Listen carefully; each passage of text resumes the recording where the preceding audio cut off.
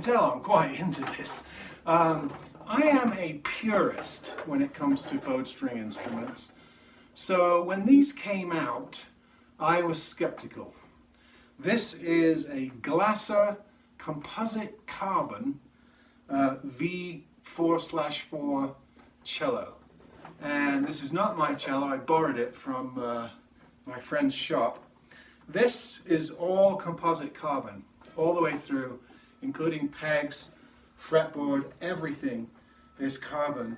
If you look at the body of the cello, and I hope you can see it, it's sort of a gloss finish with the pixelations.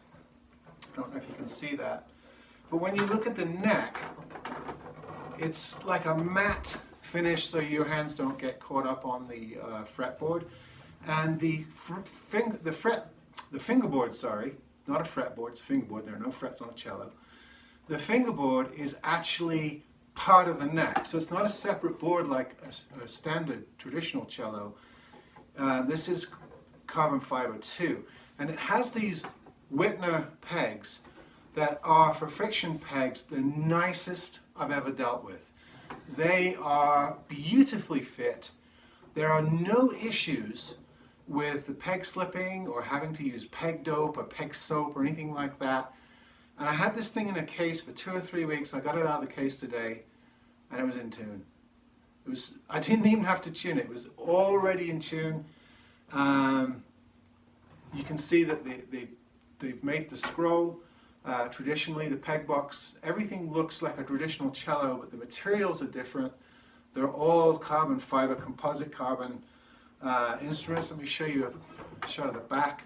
These are made by Glasser in New York. Now Glasser, to my knowledge, started out making bows, and for years I've seen Glasser fiberglass bows with horsehair that are $40, $50, $60 and good for students to buy. They're a lot cheaper than wood bows, and it's better than having a cheap wood bow. In other words, they last, and they do the job, they don't warp. I haven't really paid much attention to what's going on with this company as far as actual instrument making. So when I first saw that my friends stocked these, I had to have a go. Now this is a 5-string cello. The first 4 strings, C, G, D, A, are normal. Those are normal cello strings, and then you have the high C, right? So you can get a lot higher, but the good thing about this cello, if you can see the end pin here, is it has an electronic system on it. I can turn it. They're the fine tuners. Here is the jack, and of course it comes out to a transducer, which is right here, which is right on the cello there. Give you a side profile. and also a back profile there, so you can kind of see the contraption. So all the electronics are built into this tailpiece, and you can actually buy this tailpiece separately and just put it on a regular cello. So you can actually turn a regular cello into an electronic cello. You can see there the pixelation of the finish there. You see that? You don't have to get that. You can get a plain black one. These have a texture on them. And they have different ones, different tightness, pixelization of texture. These come set up with Larsen strings.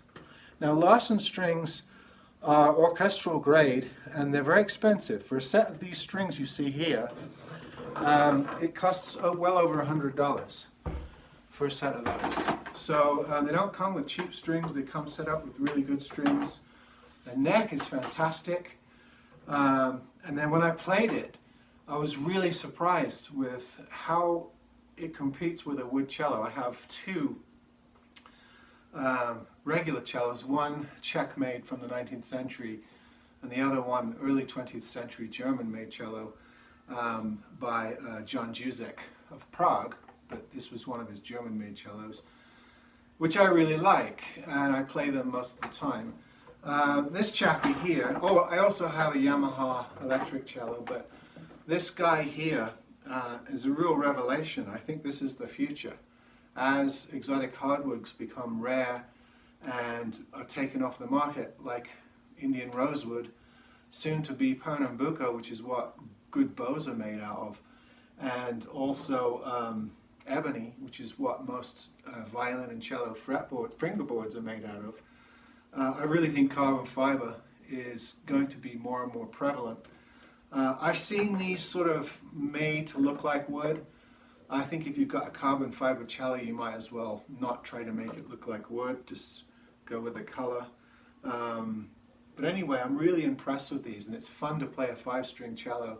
I've never had one. I've always had my eye on one. I'd almost like a lower string on it and not have the high C, but it's fun to have the high C and get into the violin range or viola range and piss them off. Take some of their solos away. No, I'm just kidding. But anyway, I just wanted to show you this. This is a Glasser Composite Carbon Cello. I think that's all of the, a GCC C4/4 cello. And these, I don't know, I think these are about $2,600 or something like that, so they're not cheap. I just saw a violin today too, made exactly the same way, same idea.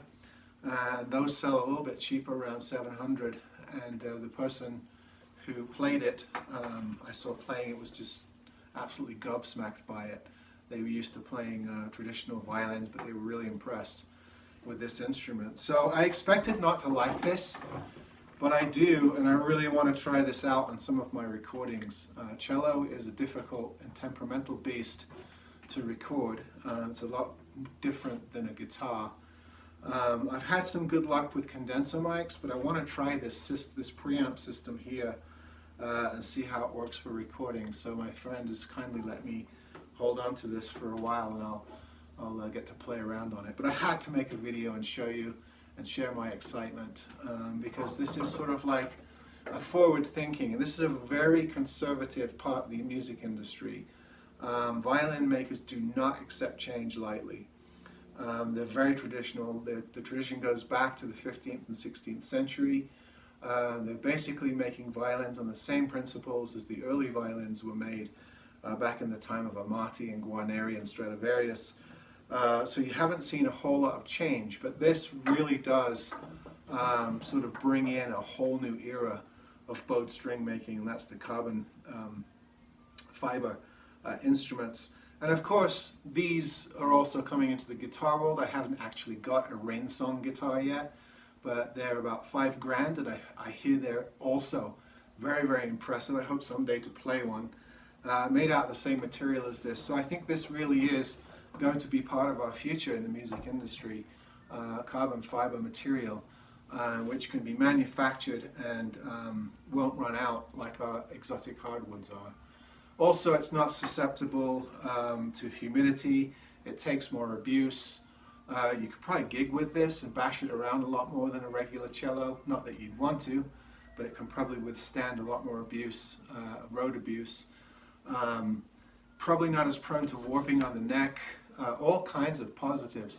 And these friction pegs are to die for. I mean, unbelievable how good these are. They're made by Wittner, which is a German company.